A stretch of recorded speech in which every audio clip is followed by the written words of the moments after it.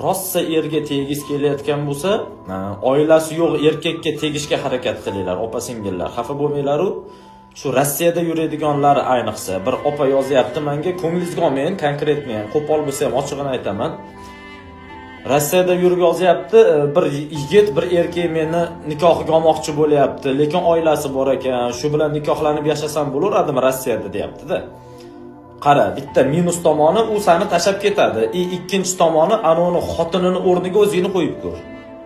Seni ering bo'lsa Rossiyaga ketgan, ishlagani, bolalarini boqqani ketganda, u yoqqa borib boshqa xotinga uylanib olib yashayapti. Sen rozi bo'larmiding?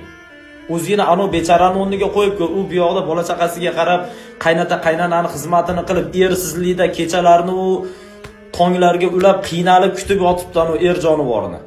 U er ag'da maza qilib boshqasini qo'ynida yashayapti.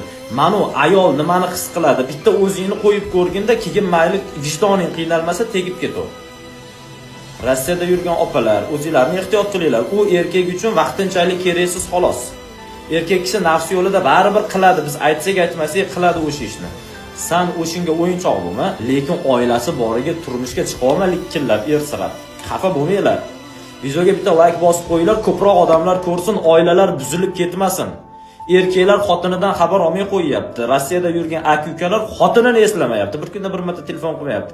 Ana xotin bechora telefon qo'lidan tushmaydi, erim qachon yozar ekan menga deb.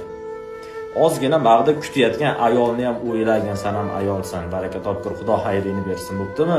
Like bosib, podpisatsiya bo'lib, videoni stories ham qiling, tanishlarga ham tarqatib tashing.